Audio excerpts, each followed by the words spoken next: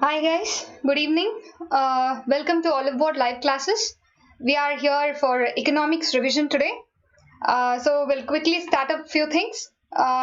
So topics for the session are we are going to understand about the introduction to economics, macro and microeconomics, and a few concepts like law of diminishing marginal utility, indifference curve, demand and supply, theory of production, and national income concepts and measurements. So, what is economics? So, economics is basically about people and their choices.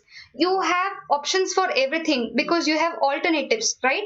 So, you choose among the things, thinking or rather analyzing which is beneficial for you. So, that is about people and people making choices among the alternatives available. So, what is economics and why choices? You have choices because there are scarcity of resources are very much limited and human wants are unlimited. You would like to buy a house, you would like to buy a bungalow, you would like to buy a car, you would like to buy branded clothes, etc., etc. But the money you have is very much limited. Say you are earning a salary of 30,000 per month, or your business income is around 1 lakh per month. Still, even if you are earning crores together per month, even Anil Ambani, Mukesh Ambani, they are earning crores together per month, right? Still, their income is limited. They have to plan their things based on their income. So this is what economics talks about. When you have a limited income or when you have a limited resources, and there is everything has a cost in it, right? Everything is associated with the cost. You have various alternative options. What is that you choose? You make a cost and benefit analysis, right? What you call as opportunity cost. What is the cost of investing in something rather than investing in something else? So economics tells you about how to make a rational choice. How is that you can benefit yourself? How is that you can use the maximum out of it? So economic tells about all these things. So scope of economics is microeconomics and macroeconomics. What is microeconomics? It talks about or it analyzes and tells how individual units work, like one particular firm or one particular consumer, how a consumer behaves, how one particular producer uses his skills or his resources to produce certain set of goods. So that is about microeconomics. It talks about individual units, small units. What is macroeconomics then? It is about the entire nation as a whole. So macroeconomics basically deals with the nation as such. So studies the nation as a whole. So that is about micro and macroeconomics. This is very important. There is something called as a central problem of an economy or a major problem of an economy. What is that? What to produce, for whom to produce, and how to produce. So this is very important. That is the reason I have retained it. Okay, so what to produce? Whether you have to produce consumer goods. Consumer goods are maybe FMCG goods, whatever you are getting, or this clothes, whatever you are getting, or food, whatever you are getting. Food, yes, comes to agriculture, right? So producer goods are those capital goods like plant and machinery, your equipment, those things comes under producer goods. Defense goods are your military equipment, basically to protect the country, right? So if you are using your limited resources, or how do you distribute your limited resources, limited amount of money among these goods? So example, we are having clothes, houses, roads, everything is important for us. For the development of a nation, everything is important for us, right? How do you distribute among these with the limited resources you have? And whether you are going to focus on labor intensive technology, labor intensive production, because laborers are going to get a lot of jobs, or whether you are going to focus on capital intensive technology. What is capital intensive? You are using a lot of machinery. That is technological innovation it talks about, right?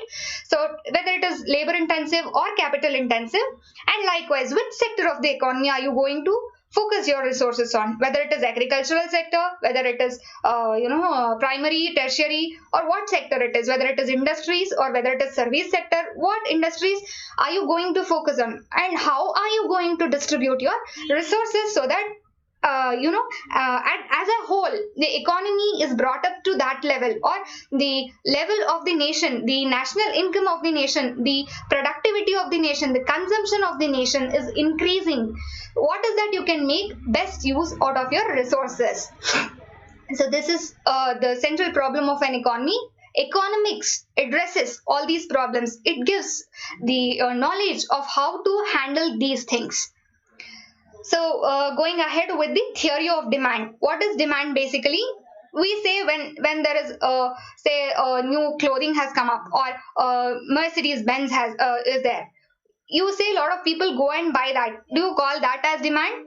No. In economics, demand means it is desire to purchase something, purchasing power. That is, you should have the money to purchase that.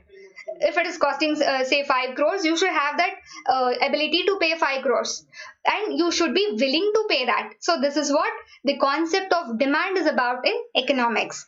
And what are the determinants of demand? Price is the main determinant of demand, right? If you are going to buy say vegetables, if you find that the vegetables are 100 rupees per kg, probably you would think twice to buy that. Unless there is an emergency, you would probably hold back yourself, saying okay, it is 100 rupees per kg, I'm not going to buy that. Best example is onions, right? It had reached up to 200 rupees per kg say 3 months ago, right? You probably will hold back your money for something else. You would say probably okay, yeah, onions I can still manage without it, right? So that is about price. Price determines the demand. And substitutes, availability. Example is close-up and Colgate toothpaste. Suppose if the price of close-up goes up, if you are using close-up, unless there is a significant increase in the price of close-up, you would probably not switch to Colgate. Example, if the Colgate, if price of close-up is say 50 rupees per 200 grams, whatever. If that is the case, if it is increasing, say double, if it is increasing by 200 rupees, and Colgate is available at 35 rupees, you will switch over, right? So that is availability of substitutes. And then income level. Whenever your income level increases, your spending capacity increases. You will have a lot of money in hand, right? So you would probably not mind spending more, right? Yes, savings will be there, but when your income level increases, your demand for certain products also increases. And expected price change. If you are expecting say on your in the near future during the festival seasons, what do you find? You find that flowers prices would have gone up, and few things like the dolls and things like that would have gone, prices of them would have gone up. What you will do in that case? You will probably plan ahead, and you will buy certain goods expecting a price change in the future. That means in the future date your demand will fall, right? So these are the determinants of demand. Coming to the law of demand concept, we have a small schedule here, and we have something called as a graph over here to understand what is law of demand. Here you find that price per kg of apples is 10, 20, 30, 40, 50, 60, right? So as against that, if you see here, 10 rupees has 6,000 kgs demanded, 20 has 5,000 kgs, 30 has 4,000 kgs, 40 has 3,000 kgs, and likewise it is reducing. So that means price is going up,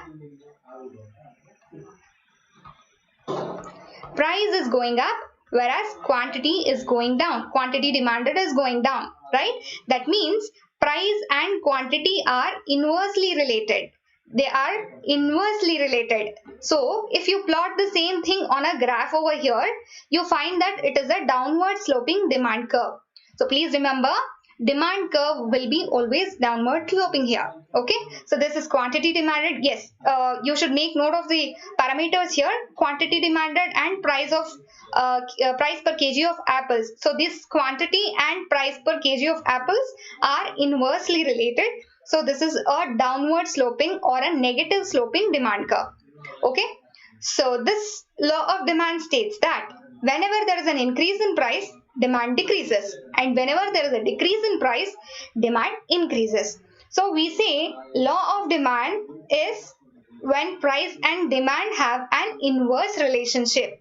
So this demand here is a function of price.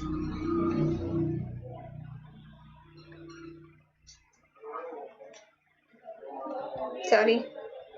So demand here is a function of price. So this is a dependent variable, right?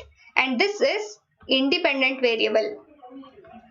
Price is independent variable, demand is dependent variable.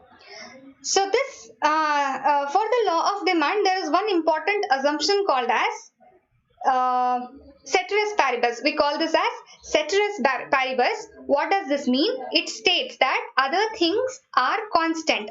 That means what? Your level of income should be constant. Your change in taste and preferences should be constant. Because if these things change, then this law will not work. This price and demand inverse relationship may not work.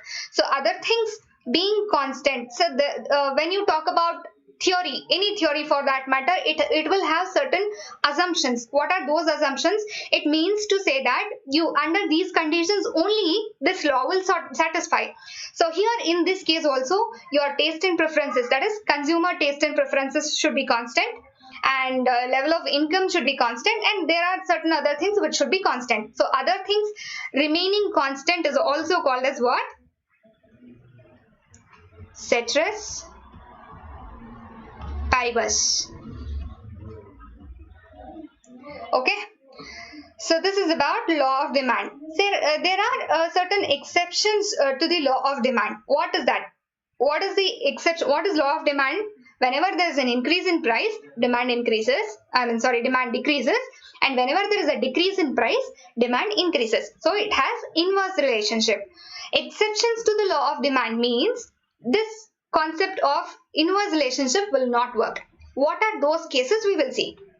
In case of conspicuous goods, example is diamond. When you see diamond, or when you get the price of or get the quote of diamond, if you say the diamond is worth 50 lakhs, and if you say the diamond is say worth 1 crore, if you were a diamond buyer and if you had the option of this, if you had this amount of 1 crore, which would you rather prefer? You would prefer 1 crore because you see that or you understand that the diamond worth 1 crore is of a much higher value. The purity of it is much higher, right, than that 50 lakhs. Okay, so this is about conspicuous goods. This is one such example. And this is about Giffen's goods, where we also call as Giffen's paradox. The best example is bread over here. Suppose if you are having bread and say pizza.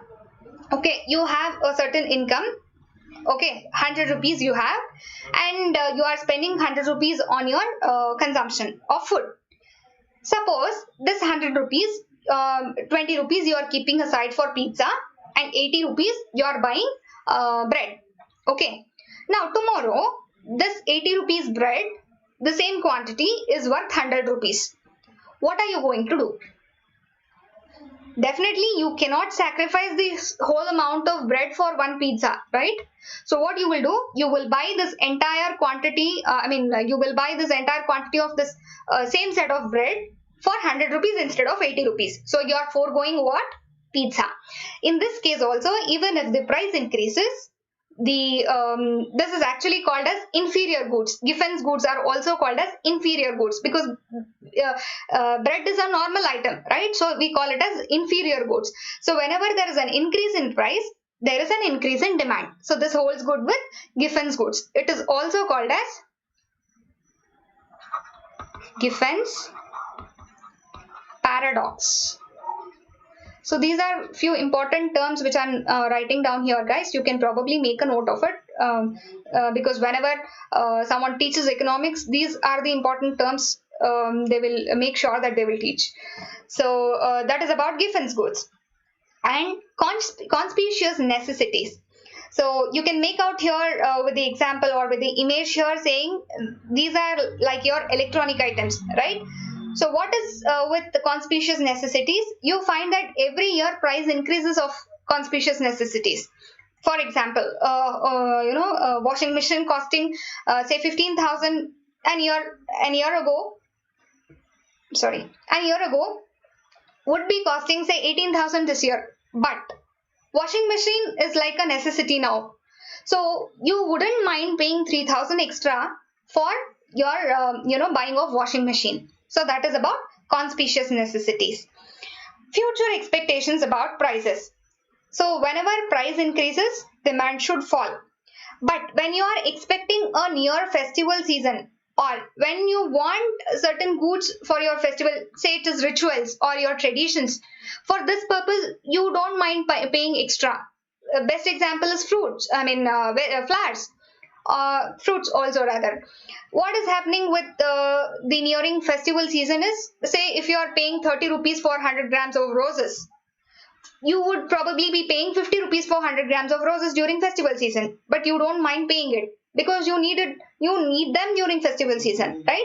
So that is about future expectations about prices. And necessities, like your basic necessities, food.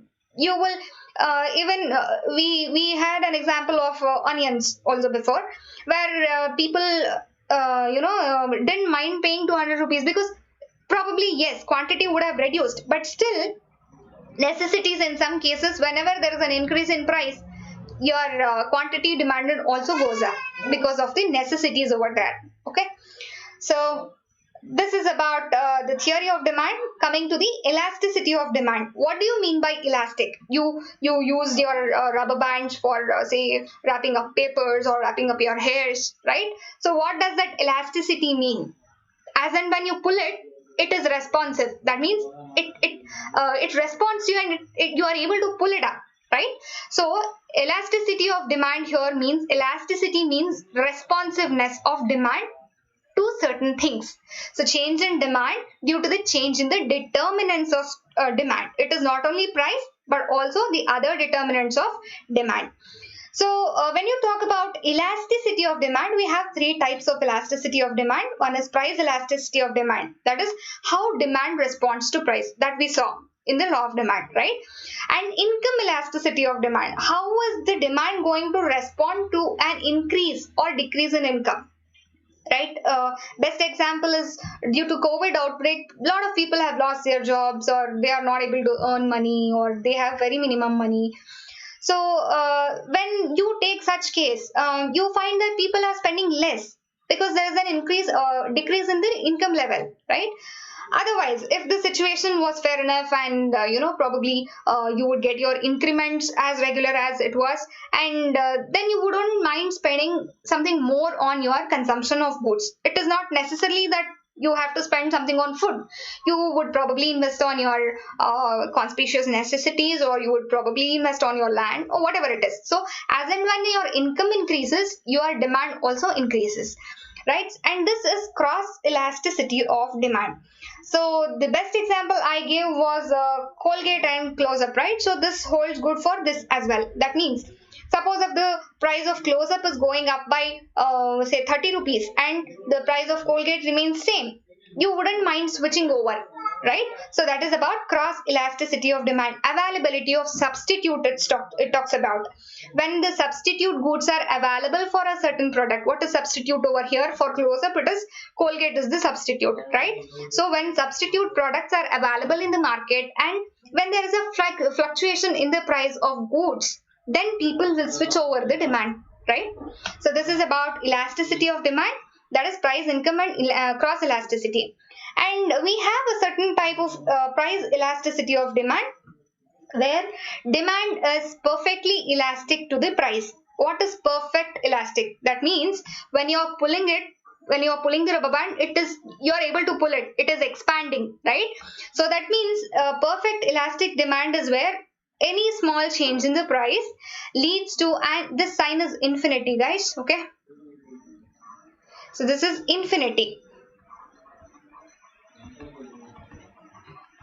So whenever there is a small change in price, demand responds like anything. The variation in demand is very huge. Okay, so this is price elasticity of demand. Example is this is actually a very weak example. I tried a lot searching for examples. This one was the best, I thought. but they say it is a weak example. So the best example here I thought is Uber and Ola. Whenever Ola increases the prices of taxi fares, you will switch over to Uber, right? So whenever there is a small increase, you definitely will compare, right? So switching over from Ola to Uber is one such example over here. And then is perfectly inelastic demand. Perfectly inelastic demand is where your demand will not change at all to any change in the price. Example is your necessities. Best example is salt. You would you will definitely need salt for your cooking purpose, right? So even if it is increasing by 5 rupees, 10 rupees, you don't have any other option but to go for it, right? So that is perfectly inelastic demand. Relative elastic demand. Here you can note that elasticity of price is greater than 1. That means whenever there is a change in price by 100% or whatever percent it is, demand is changing by more than 100%. So the example I have taken is TV and refrigerators over here. Relatively elastic demand is TV and refrigerators. Relatively inelastic demand is where the percentage change in the price is less than proportionate change in the demand. The example here is gasoline, your LPG gases, whatever your whatever you are using at home for cooking or whatever. If there is definitely there is going to be a change in the price, right? If you compare the price of gasoline years together, then you will find that the price of gasoline has increased, but has the consumption reduced? No, right?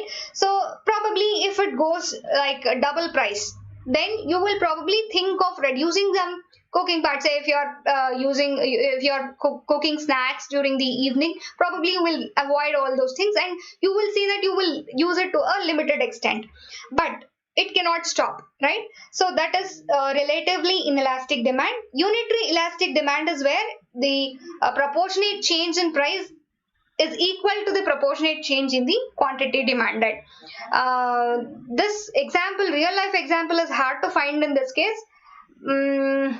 They say it is price of cookies. If price of cookies increase by rupee 1, if the price of cookies were 1 rupee per cookie, and if it has increased by 1 more rupee, probably instead of purchasing 5 cookies, you will purchase only 3 cookies or whatever it is.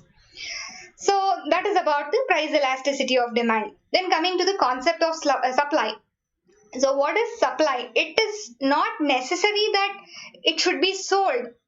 Okay. It is only, it is offer. It is not necessary that it should be sold. What producers are offering to the market, that is called as supply. So we have goods at price 1. Say if onion is 100 rupees per kg, what is the suppliers that, how much are the supplier going to, give it to the market or sell it in the market, offering it in the market. The concept of selling it is here means offering. So it is not necessary that it has to be sold. Okay. So goods, what is the quantity of goods offered at price 1? What is the quantity of goods offered at price 2? What is the quantity of goods offered at price 3? So likewise, what is the quantity of goods supplied at different prices is the concept of supply. Okay, so the demand determinants of demand, we have determinants of supply as well. Again, price is the determinant of supply, but in case of supply, price and supply are directly related. Price and supply are directly related. That means whenever there is an increase in price, supply also increases, because increase in price means increase in profit for the suppliers, right? So whenever there is an increase in price, the law is that there is an increase in supply. And coming to the goals of the seller, at times what happens is the seller will have a certain goal, right? When it is a business, definitely the business firm will have certain goals, be it profit maximization or probably capturing the market share. So what happens in this case? If it is profit maximization, the seller will say push up more goods into the market. right? And if it is what do you call that as quantity, if you want to capture the market, if you want to earn a better market share, then there is something called as dumping. What is dumping? Best example is of China. What does China do? The goods manufactured will be sold at a lesser price. So that is, if you compare the prices of Chinese products and Indian products, you find what? You find that Chinese products are much cheaper priced, right? So that is called as dumping. So when that is the case, you push in a lot of products.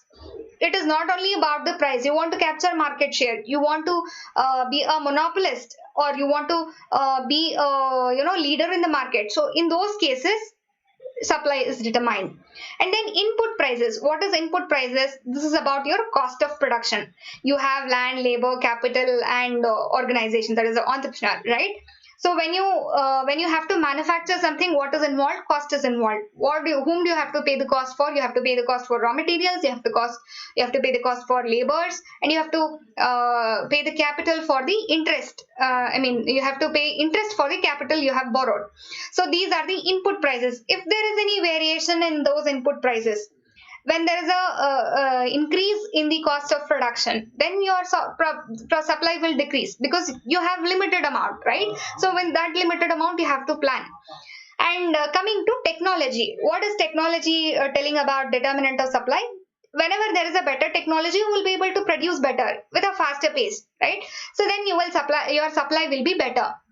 And then government policies like subsidies and these tech parks, whatever you have. Why are companies getting settled in tech parks? We have Manyata Tech Park in Bangalore, and we have so many other tech parks, right? So what does that mean? That means when you when you establish your company, or when you shift your company to these tech parks, you will be given subsidies.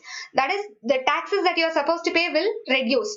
So that means you are encouraging the supply here. So in case of government policies, in case of supply as well, when government encourages supply, when it wants to encourage supply, it will encourage them with the subsidies that the government is supposed to give. Say for agricultural produce, for fertilizers, they give subsidies. For what?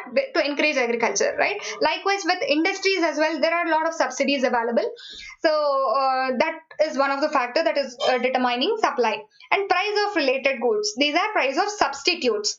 And expected price change in future. When you are expecting the prices that the prices will increase further in case of in your future, then you will probably curb your supply, and that is called as hoarding, right?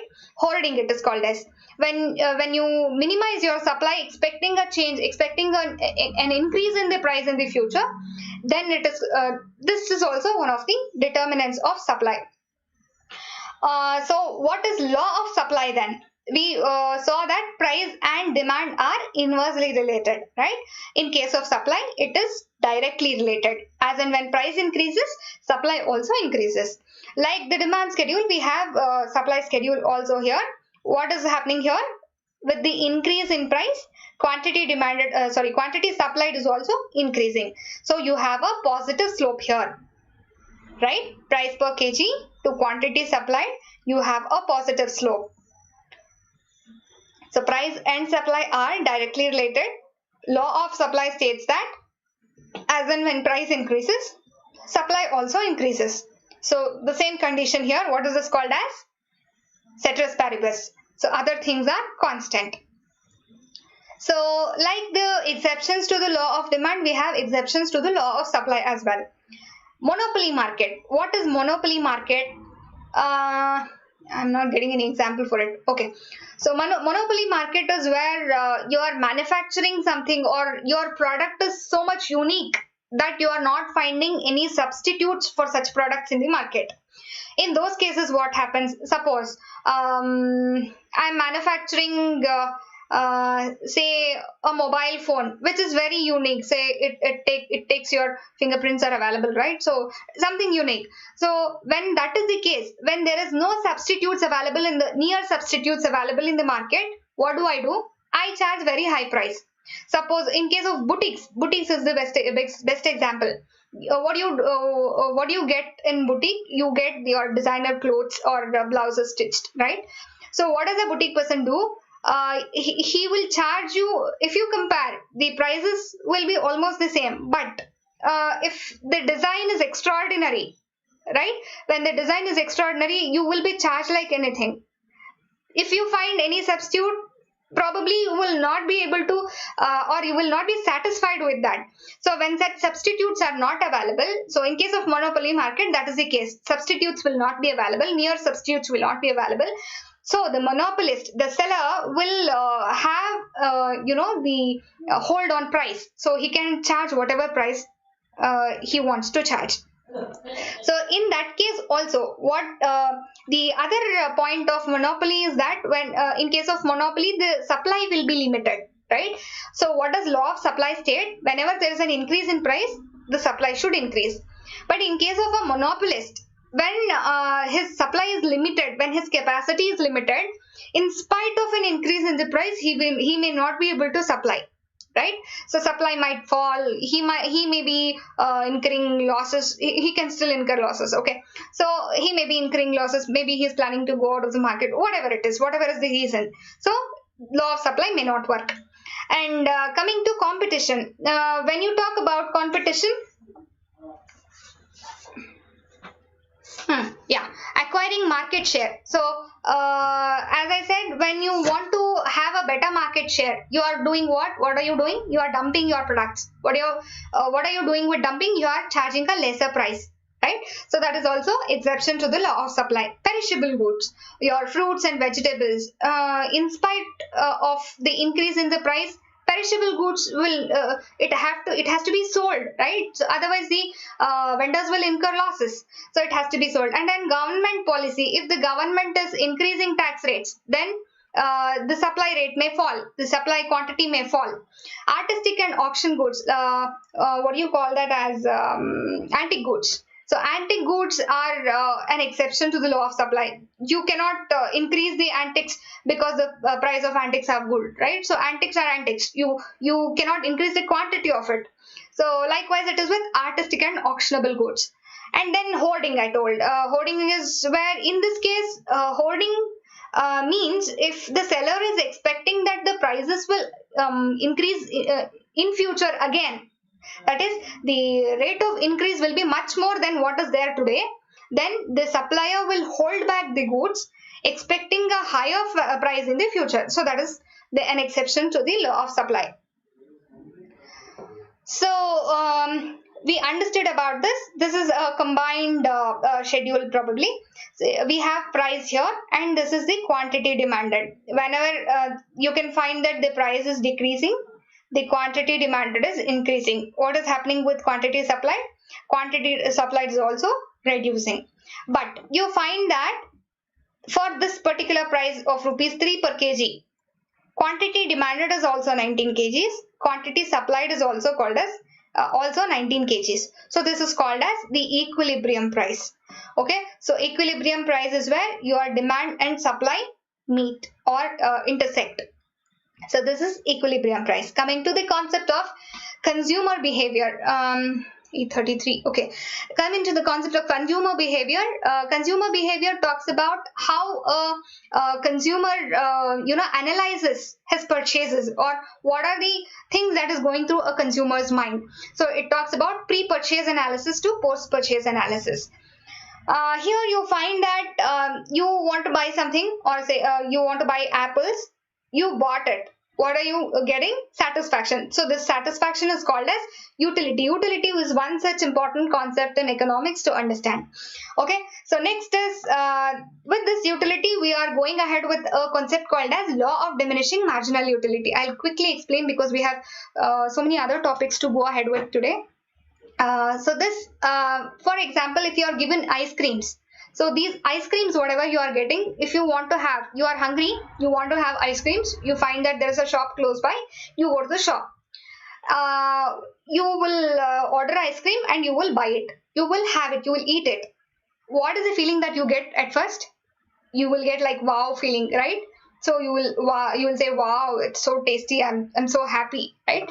So as and when you go on consuming this ice cream, first one you will be happy, second one you will be very happy, third one you will be very very very happy. What happens with the fourth one? Your satisfaction level reduces, right? So that is what law of diminishing marginal utility says. So this total utility concept is where, what is that, how much is the satisfaction you are getting, say, by consuming 5 units of ice cream? What is the satisfaction, total satisfaction that you are going to get by consuming, say, 10 units of ice cream? So that is about the total concept or the total utility. What is marginal utility? The additional satisfaction that you are getting by consuming one additional unit. So we'll quickly go through the schedule. For 0 scoops, 0 utils. Utils is nothing but the satisfaction measurement here. Okay, so 1 scoop is 7 utils. This difference is called as marginal utility. You find that this increases, right? So this increases and then it falls. Marginal utility always keeps falling here. Okay, so this is about the concept of law of diminishing marginal utility. What is difficult to measure here? Utils. How do you judge utils? So there was something called as indifference curve being introduced. What is indifference curve analysis? Suppose you have 2 pizzas and 3 burgers. If you are given an option, you would say, I don't mind having 2 burgers and 3 pizzas instead of this. So that is indifference curve analysis, where you are given a different combination of pizza and burger which gives you the same level of satisfaction. That means to say you are indifferent in choice. Okay, so for combination A, you are given 1 pizza and 12 burgers. Then if the pizza center says, or Domino's says, I don't have much pizza, I have only 1 pizza, or I don't have 12 burgers, I have only 6 burgers. You would say, yeah, I don't mind going with 6 burgers and 2 pizzas. So likewise, it is the combination that gives you the same level of satisfaction. So when you plot this schedule, this pizza and burger here, pizza here and burger here, you will get a schedule like this. So that is called as indifference curve. So this is one combination. So when you have the other combinations like this, you will get something called as indifference map. Now with this indifference schedule, what do you find? You are substituting. So this MRS is called as marginal rate of substitution. Okay, so this is called as marginal rate of substitution. What is that? You are going to forego for something else. Marginal rate of substitution. So in this case, you have 1 pizza, 12 burgers, right? Say Domino's says, I don't have 12 burgers, I'll give you only 6 burgers. You will say, okay, fine, I'll go with 2 pizzas and 6 burgers. So how many burgers are you foregoing here? 6. Likewise, this is increasing, this is reducing. Instead of 6, you can have 4. You don't mind having 4 and 3 here. So this is marginal rate of substitution. Now, you are given the combinations, but you have money constraint. Say you are having only 400 rupees here. Each pizza costs you 40 rupees. Burger costs you 5 rupees. With this 400 budget, these are the combinations you are going to have. Okay. So when you plot this on a graph, you are going to get like this. Okay, this is called as the budget line. So when with this indifference curve falling on the budget line or being tangent to budget line, this is touching the budget line here, right? So when this is tangent to the budget line, this is called as the best option that you have with your limited budget. So this is about indifference curve, where you talk about consumer's equilibrium with the limited budget and the maximum satisfaction that you're having. So this is about indifference curve and consumer's equilibrium. We are going ahead with the theory of production. What is theory of production? What is production? We are transferring or converting these inputs into outputs in the form of goods or services to satisfy human wants, which have utility. So this is called as production. So what is production? Your goods and services are production. Teacher service, lawyer service, farmer service, everything, doctor service, everything is a production here. It is not necessary that it is only about manufacturing. It includes everything. Okay. So what are the factors of production? Land, labor, capital, and organization. We also call this as entrepreneur. So land includes free land plus your natural resources like air, water, and other stuffs. Labor means physical and mental work. Capital means produced means of production. What is produced means of production? Your machinery, that those things which are going to help manufacture something is called as produced means of production. So capital here means produced means of production. Entrepreneur means the one who's using his skills and who's taking the risk to produce something for a profit. Okay, so these are the factors of production. What is a production function? The input of these factors, the combination input of these factors being transformed into output is called as production function. So when you talk about production function, we have short-run production function and long-run production function. What does short-run production function talk about? It says in the short run, in a short span of time, you will not be able to alter all the factors of production.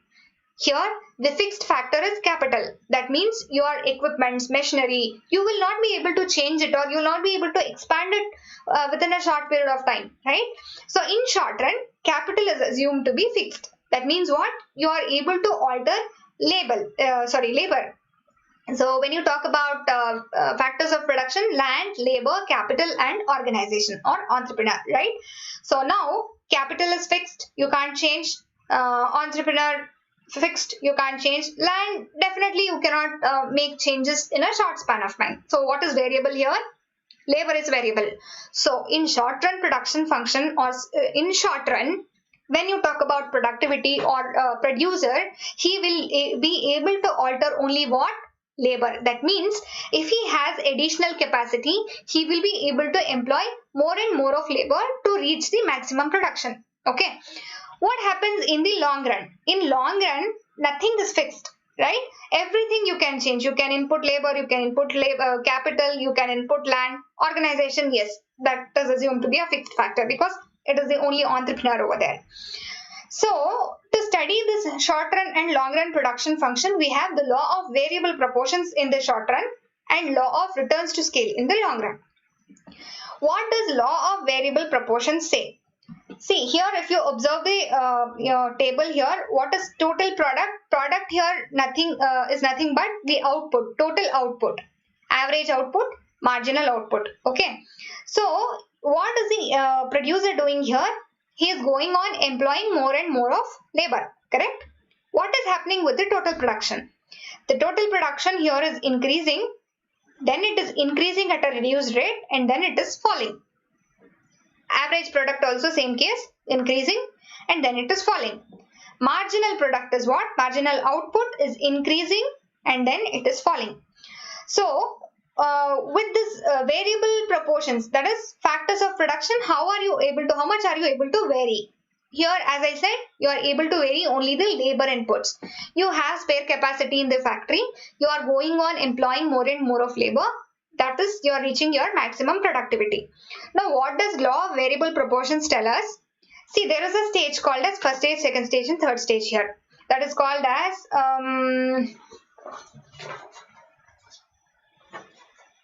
law of increasing returns, law of diminishing returns, and law of negative returns to scale.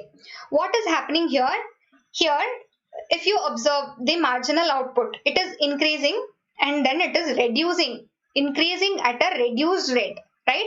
So that means even if you are employing more and more of labor, you are able to get some output better. So this will, what will this help with? Recovering your fixed cost. As and when your productivity increases, your cost of production, that is your cost per unit of fixed cost will reduce, correct? So what does law of variable proportions tell? See, there are 3 stages here. So you observe where it is increasing, where it is decreasing. If there is a negative return, stop at that stage. So that means this second stage is optimal. What is this called as? This is called as the law of increasing returns, law of diminishing returns, and law of negative returns. So you stop at this stage so that your productivity is maximum, you are able to get profit. Right? So if you go on investing further, that is if you go on deploying labor further, then your productivity will reduce. That means you are only paying the cost. You are not getting anything out of it.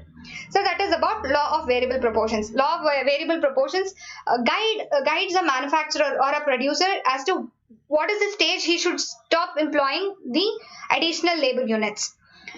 So that is about short run. Law of variable proportions talks about short run. What is that law of returns to scale talk about? It talks about what is the situation of the producer, or how you should help the producer in the long run. In the long run, what is variable? Everything is variable. Yes, we know that, or it is assumed that entrepreneur is constant. Apart from that, everything can be varied. So here what we are taking is, you are taking the units of capital and units of labor. This is the total input that you are making. This is the marginal increase in input. What is the total input you are getting? Marginal increase in output. So you can probably go through this table at a later stage because I am running short of time. So what can be observed here is, see, this percentage change in input is 100%. When you are making or when you are increasing your input by 100%, your output has increased by 150%. Great, right? So when you are increasing here, in this case 50 by 50%, you are increasing, you are getting the output at an increased level of 60%. 50% input to 60% output. This is also increasing. Now what happens with this? It has remained constant. That means your percentage of input is equal to percentage of output. Then you have decreasing. So this is increasing returns to scale. This is constant returns to scale. This is decreasing returns to scale. So where should you stop at? This level, right?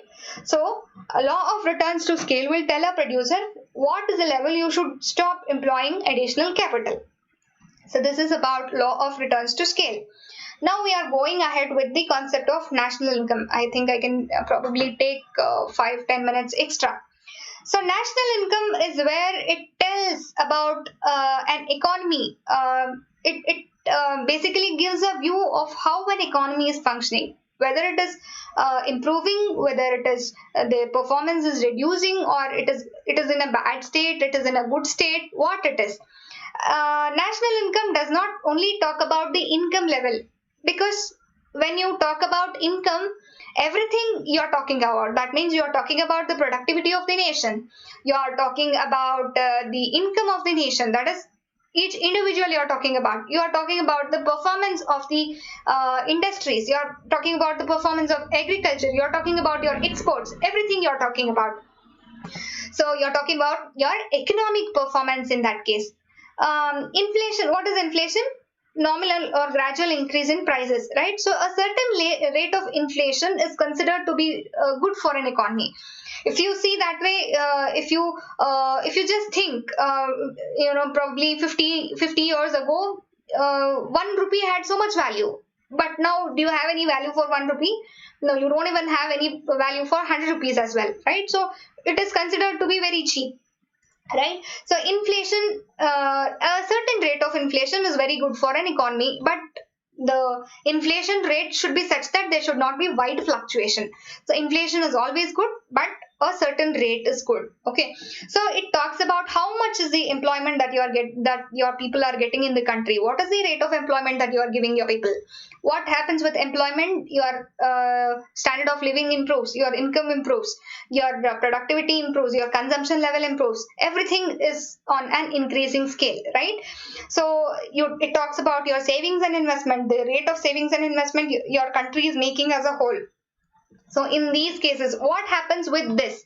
When you are projecting national income in the world, right? When the world is viewing your ability to produce better, you will attract foreign direct investments. That way, you will be the best in the world probably, right? So national income talks about a lot of things. So when you talk about the concepts of national income, there are a lot. Please don't get confused. This table will probably give a better idea. See, national income concepts we have totally 11. Okay, so these are the three. Okay, this are 4. These are 4. 4 plus 4, 8, 9, 10, 11. Okay. So we talk about national income concept in case of GDP, NDP, GNP, NNP, referring to market price, and the same concepts here. It is the same referring to factor price. Factor cost. The question arises, why so many concepts of national income? See, each one of it is different from each other. Okay, we will, as and when we go ahead, we will find out as to what is the difference. But each is, taken in a different way for a certain measurement, for certain policy making, especially by the government. When the government is making policy, for certain policies they will use GDP, for certain policies they will use NDP. Likewise with per capita income, personal income, personal disposable income. So these concepts are so many, but each of it has its own uses. So going ahead with national income. What is national income? When you talk about the definition of national income, it says monetary value of all the final goods and services produced in an economy, in a country, in an accounting year. So what is monetary value? Why monetary value?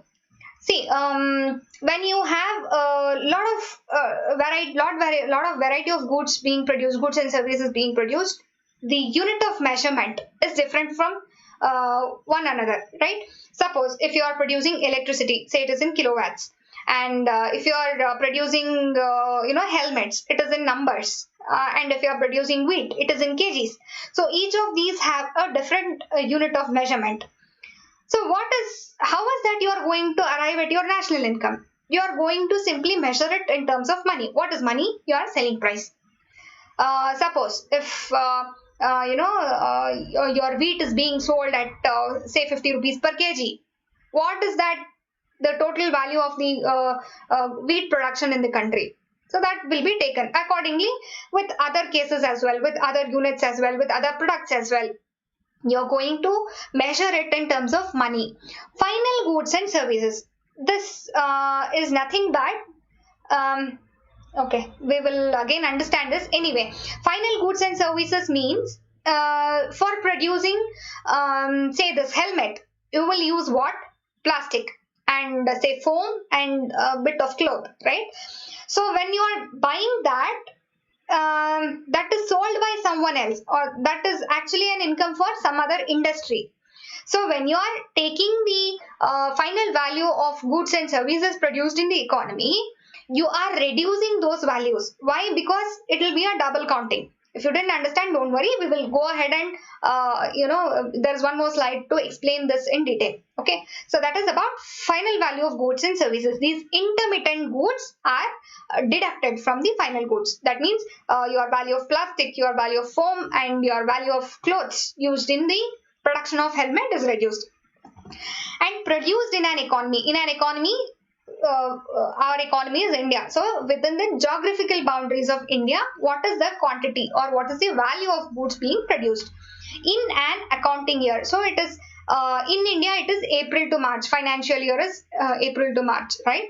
So it could be anything in other countries, but in India, we are referring to financial year, that is one accounting year, April to March. So this definition, I hope, is clear with you. So this is called as the GDP at market price. This definition is of GDP at market price. So what are all the things that is included under GDP? Final goods and services sold for money. So what does it not include? This will come back later. What does it not include? Unpaid work. That means the one where you don't pay anything. It is not counted. Non-monetary compensated work. Non-monetary is where, say your friend is giving you a free service. What can I call it as? Suppose if you are supposed to file income tax returns, and your friend is helping you with that. That involves a certain amount of money which he is not charging or you are not giving. Instead, what you will do, you will probably gift him something. So that is not accountable in case of national income. Goods which are not produced for sale. samples, because this will not have monetary value, right? So unless it has a monetary value, it cannot be. How will you account it, right? So that cannot be accounted. And black market, illegal activities, money nowhere gets accounted, so that is not considered. Transfer payments is where,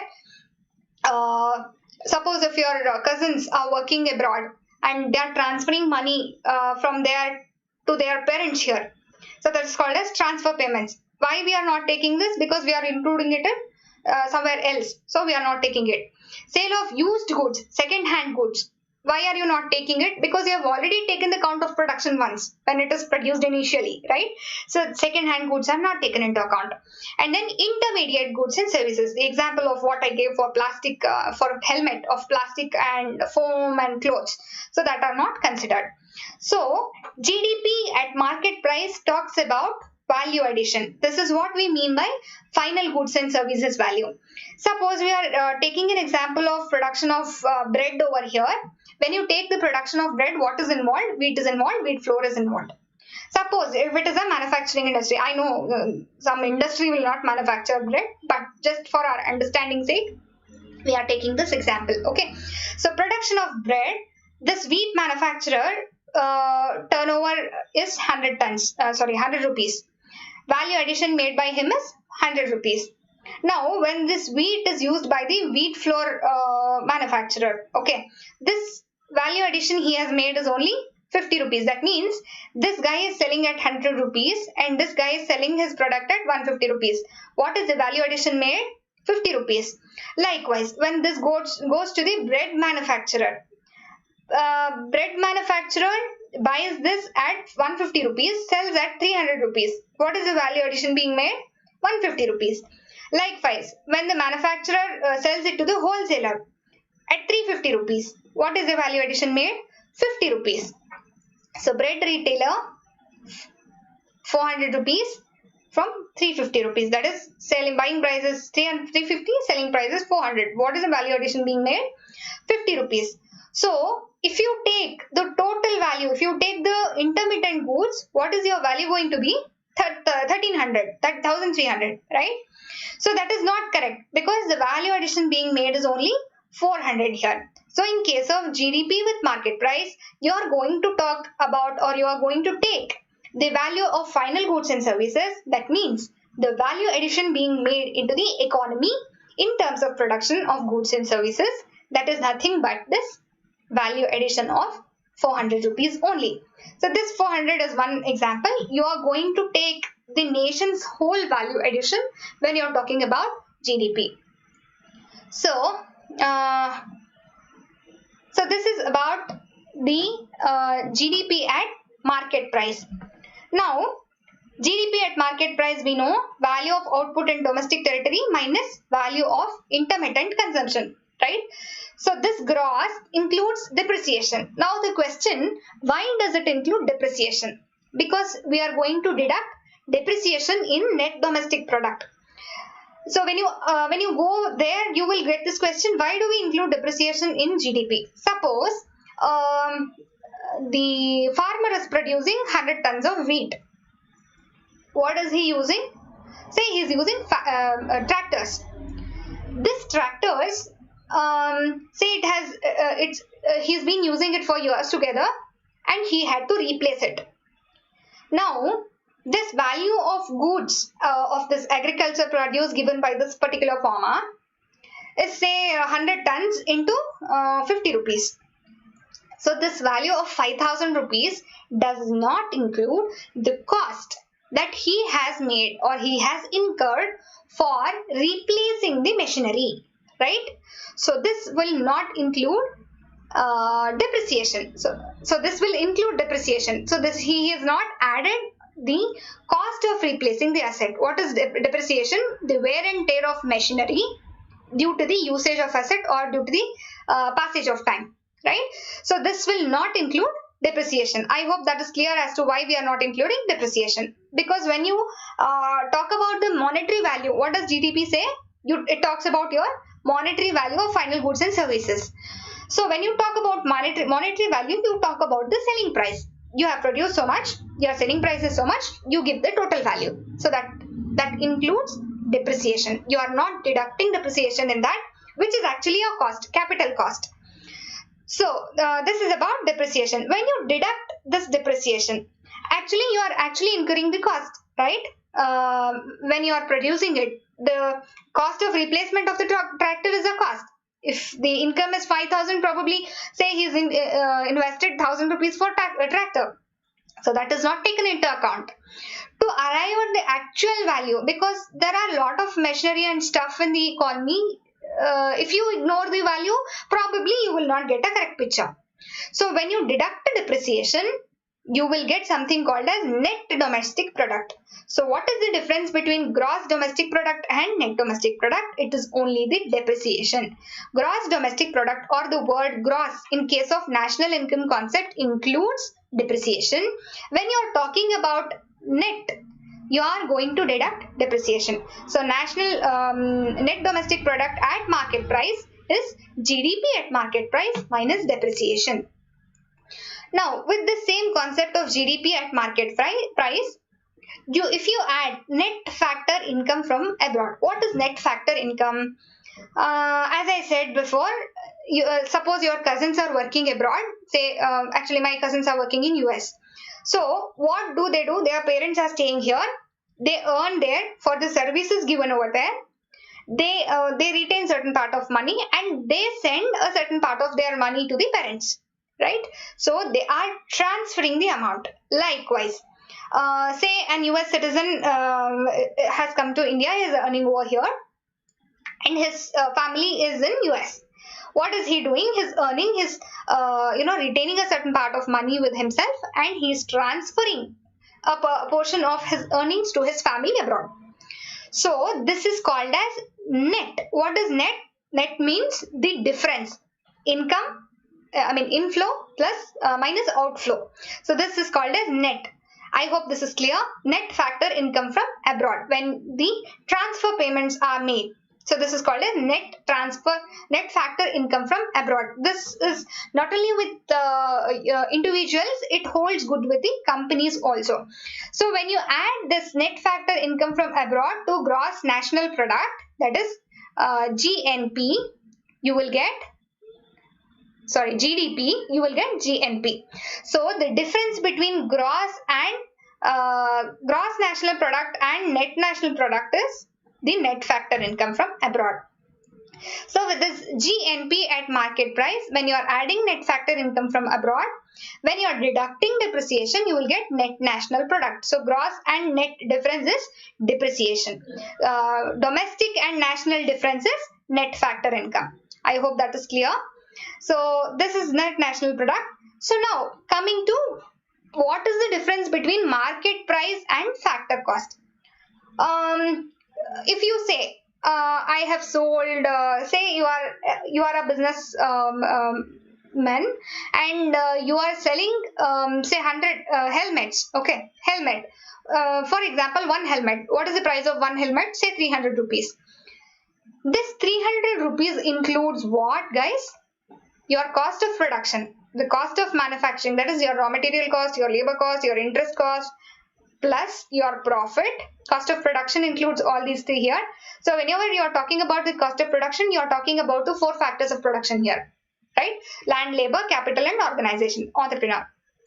So this involves cost of production, profit, indirect taxes, and subsidies. You will have GST, and at times government will give subsidies. So when the government is giving subsidies, this part is called as factor cost. This cost of production and profit is called as factor cost. If you remove these from the market price, that is indirect taxes and subsidies, which is already included, what are you going to get? Factor cost. What are you going to do with that? That means indirect taxes will be what? It will be added to the product, right? How about subsidies? Subsidies will be deducted from the product price, right? Suppose if your product is 100 rupees worth and if your taxes are 10 rupees, your cost will be 110 rupees. Suppose if the government is giving you 5 rupees subsidy, your cost, total market price will be how much? How much are you going to sell the product in the market at? Or not 5 rupees, right? So this indirect taxes are added and subsidies are deducted in case of market price. So when I say net, this will be reversed. Okay, I mean that means indirect taxes minus subsidies is your net price. So market price at factor cost, market price means factor cost plus net indirect taxes. What does net mean here? Indirect taxes are added, subsidies are reduced, deducted. So this net means indirect taxes minus subsidies. So factor cost is market price minus net indirect taxes. So this net means indirect taxes minus subsidies. So market price minus indirect taxes and subsidies. So these are the concepts of national income we have at market price and we have at factor cost. So these are the same concept, only difference is market price and factor cost over here. Now GDP at factor cost, how do we arrive at? GDP at market price minus indirect taxes plus subsidies. What does this GDP include? Compensation paid to employees, that is the salaries paid to employees. Operating surplus, that is rent, interest and profit. Mixed income of self-employed. Mixed income means, okay, we include depreciation also here. Mixed income means income of the self-employed, that is doctors, lawyers, barbers, shopkeepers and farmers. That is, it cannot be separated. So this, if you deduct depreciation from this, you will get NDP at factor cost. When with the same GDP at factor cost here, where you have GDP minus at market price minus indirect taxes plus subsidies. If you add net factor income from abroad, that is GDP at factor cost minus depreciation, you will get net national product. So this, when you just simply say national income, that is net national product. Okay. So what is per capita income? It is the average income per person. Total national income divided by total population it is. So this will be found out to say how much a person on an average is earning in a country.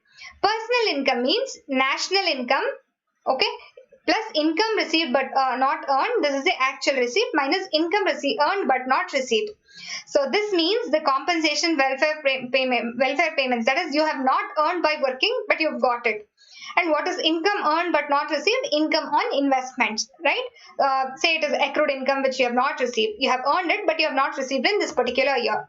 So that is about personal income. Disposable personal income means personal income minus income taxes that you are paying. So that is the payment you have. So this is a chart that I have made. I don't think I have so much of time to explain this. This is just a concept to understand or to remember the concepts of national income. Okay, so this value added measurement of national income. National income is measured in three methods. That is the value added method. This is the same chart or same schedule where we saw about value addition of bread over there. So what does the value addition method say? In an economy, there are three sectors: primary, secondary and tertiary sector. Primary is agriculture, secondary is manufacturing, tertiary is services. So these are divided as subsectors, probably in terms of area or probably in terms of the income that they are generating or whatever. They are organized as subsectors and further they are organized as individual units. I'll just take probably 6-7 more minutes time now. Individual units are the earnings of individual units are taken into subsectors, and finally subsectors are merged with the major sectors or the major category over here to arrive at the value added or the production method of measurement of national income. So what does it include? Own production of fixed assets. Suppose if the farmer is using tractor by his own production, he is able to manufacture tractors and he is using it for his own production, then such cost also should be taken. Own production for fixed assets should be taken. Production for self-consumption, because it is anyhow, yes, you have not sold it to some outsider, but you are using the product that you have produced it. So that is the reason you will take it into account. Production for self-consumption. When you are producing goods for self-consumption, that is also taken into account. And imputed rent, when you are using your own building for your business, you are not paying any rent as such, but still it is a rent, cost of rent, that also should be taken into account.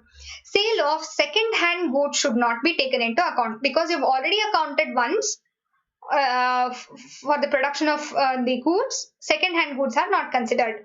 Brokerage on the sale of second-hand goods are considered. Why? Because that is a different income. That is a that is a new income. So you are taking it again. So this is the concept of value-added method.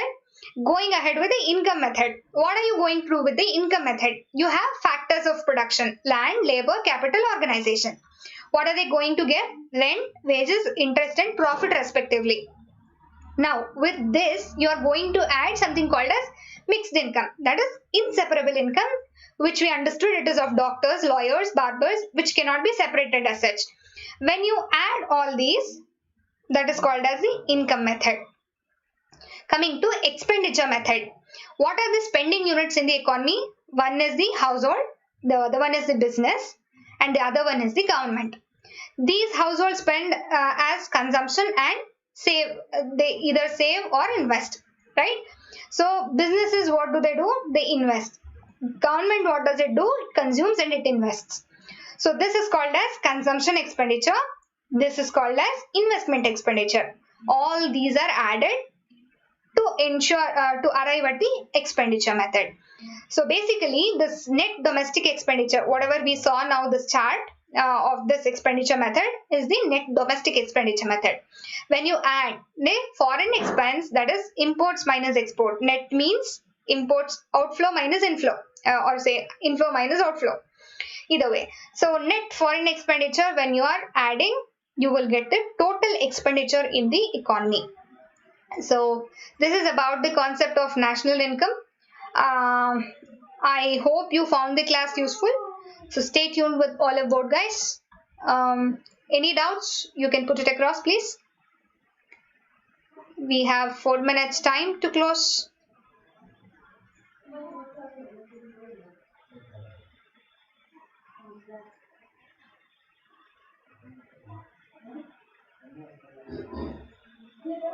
Is that all? Can I wrap up the session?